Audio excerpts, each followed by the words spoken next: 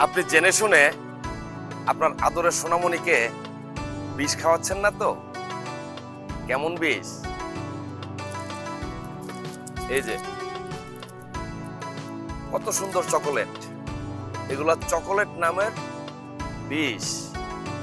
অতএব আমি আজকে আপনাদের সামনে তুলে ধরছি এই চকোলেটগুলো।